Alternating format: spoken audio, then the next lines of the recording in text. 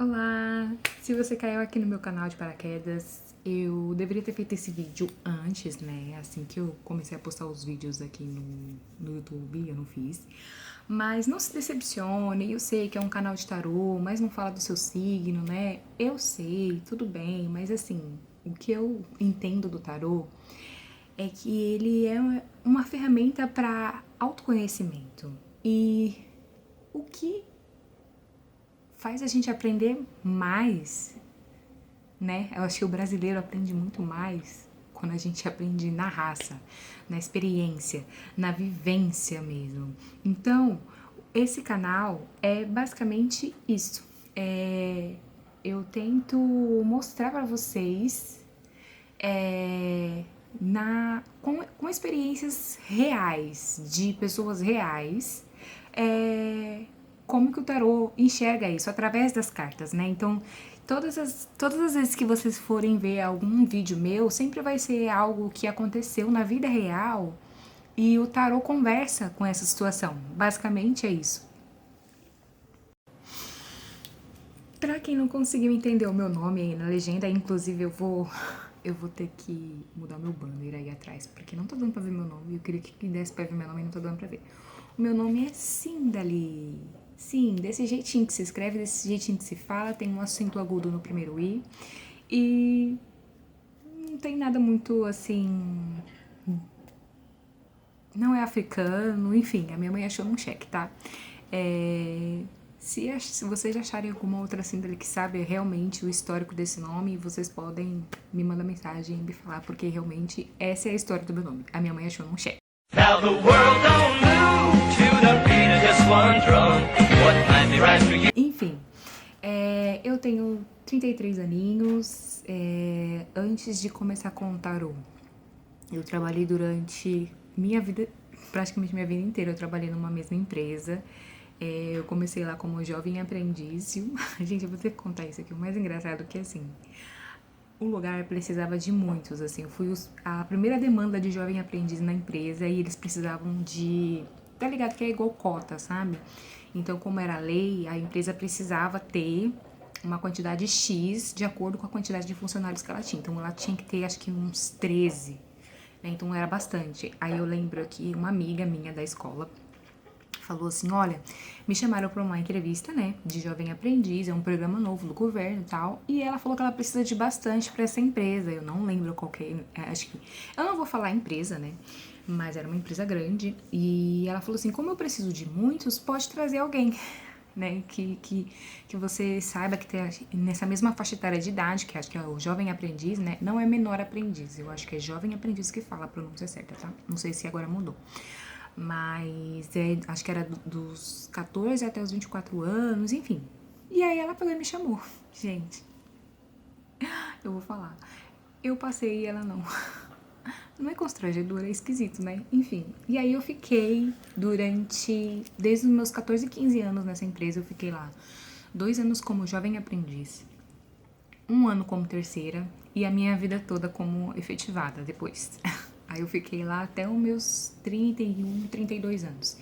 E aí, naquela coisa, né? Tipo assim, você sai da empresa e agora, o que eu faço? Eu sou pós-graduada numa função que só tinha lá praticamente. Não era muito parecido em outras empresas. Tem parecido, assim, mas não é exatamente a mesma coisa. Inclusive, o sistema que eles usavam lá era próprio deles. Eu era pós-graduada num sistema que era só da companhia. Eu acho que meus 3, 4 últimos anos que eu passei lá, que eles foram usar um sistema que era conhecido em outras empresas, enfim. Então, eu acho que é aquele choque, né? Eu levei um choque. E aí eu fiquei muito preocupada com a minha empregabilidade, né? No sentido, tipo, e agora o que eu faço? Eu preciso saber como é que o mercado tá. Fazer as coisas que as pessoas estão fazendo agora pra eu, né, me estabilizar de novo, voltar a trabalhar e tal. Então eu comecei a fazer curso de Python, fiz curso de Python, fiz curso de Excel, né, de novo enfim, né, empregabilidade, você fazendo de tudo pra voltar pro mercado, fui atualizar o LinkedIn, e gente, sabe como não vinha, sabe? aquela química de querer trabalhar ali. E aí eu ficava assim, alguma coisa me falava que, cara, eu queria fazer alguma coisa que eu gosto. E assim, eu não conseguia, eu nunca tive isso. Uma coisa que interessante que eu... Há controvérsias, assim, polêmica, que assim, eu acho que quando você tem um poder aquisitivo maior, você tem essa liberdade de você só estudar e saber o que você quer depois, né?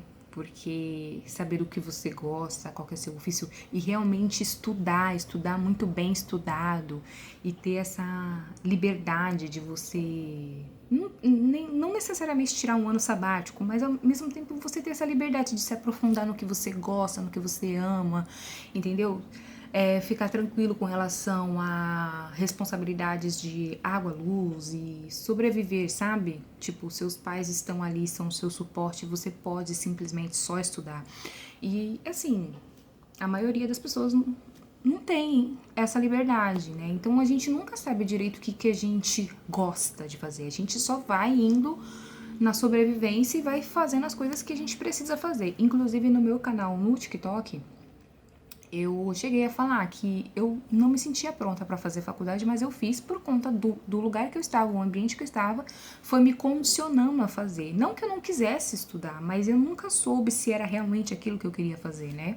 Eu só fui condicionada àquilo, porque eu lembro que, aqui a gente só aceita a faculdade de 5 anos. Então, tipo assim, eu não podia fazer um técnico porque eles iam desconsiderar. E a gente queria muito ficar naquela empresa. Porque se você for fazer tal, não tem muito a ver com o ramo que você tá aqui. Aí fui fazer administração, que aglobava tudo. Então fui na manada, assim. Não que administração não seja uma faculdade muito boa. Inclusive, um amigo meu já falou isso pra mim e eu concordei perfeito. Nossa, gente, eu concordei muito com ele. Que ele falou assim, eu acho que todo mundo deveria fazer primeiro administração, depois seguir para outro lugar. Porque a administração, ela te mostra um pouco de tudo, de todas as outras profissões, entendeu? Então é como se fosse um ensino médio das faculdades, assim, tipo, ela te ensina várias outras, um pouquinho de cada área, sabe? Eu acho que todo mundo deveria fazer administração, depois se especializar em alguma outra coisa, porque realmente ela abre a sua cabeça pra você fazer muita coisa. E já vi muita gente, tipo, se especializando em uma coisa e depois voltando pra fazer pelo menos um cursinho básico de administração pra poder exercer, enfim, as suas coisas. Mas eu acho, sério, muito interessante, tipo, você sabe de tudo um pouco, é bem legal. Eu não me arrependo de ter feito. E aí eu fiquei nessa de saber o que eu queria fazer. E aí eu falei, cara, pra eu saber o que eu gosto, eu preciso me conhecer, certo? Certo. Então eu comecei a trabalhar o meu autoconhecimento. E eu fiquei pensando, cara, como é que eu faço pra conhecer minha essência de verdade? Porque eu ainda não sei. A gente às vezes faz algumas perguntas e a gente não... De verdade, a gente pensa que sabe, mas não sabe, né? Eu queria realmente saber de verdade o que eu gostava de fazer. E aí eu fui fazer mapa astral, teste eu acho completamente genérico e superficial, eu não acredito em teste, desculpa quem acredita, desculpa quem faz. Eu queria algo forte, eu queria profundo, né?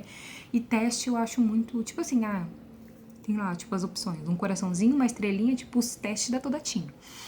E um quadradinho. Então, se você escolheu muito quadradinho, você é assim, sabe? Eu acho isso muito superficial. Então, eu queria algo de dentro pra fora. Fiz meu mapa astral. E aí, lá tava falando sobre ancestralidade, dons e mediunidade. E tava lá falando que eu poderia ser taróloga. E pra encaixar mais ainda, o tarô é uma ferramenta de autoconhecimento. E aí, eu comecei a usar isso pra mim. E eu fiquei muito feliz, eu fiquei muito contente com a situação, no sentido que eu descobri coisas minhas, assim, coisas de mim que eu não imaginava, e eu fiquei muito feliz, e realmente foi tudo se encaixando. Eu vi que eu era muito boa em me comunicar, eu vi que eu entendia muito bem os sentimentos, e isso antes era um problema pra mim, né? A minha infância, assim, a minha adolescência foi um problema, né, no sentido, você é muito chorona, você é muito passional, você não sei o quê.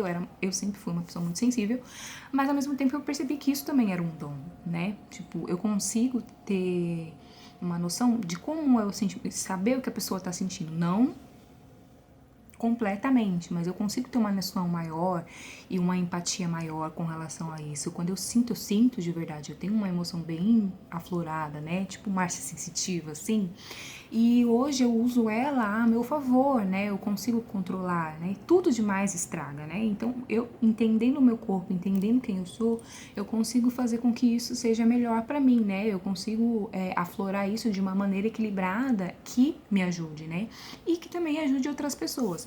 Então eu comecei a perceber no tarô que ele não é só autoconhecimento, mas ele também te direciona e te ensina e te mostra os seus sentimentos e coisas da sua vida que às vezes você não consegue entender, e as cartas mostram de uma outra maneira, né? Num desenho ele conta a sua história, e é o que eu faço aqui nesse canal. Eu espero que vocês gostem. Beijo!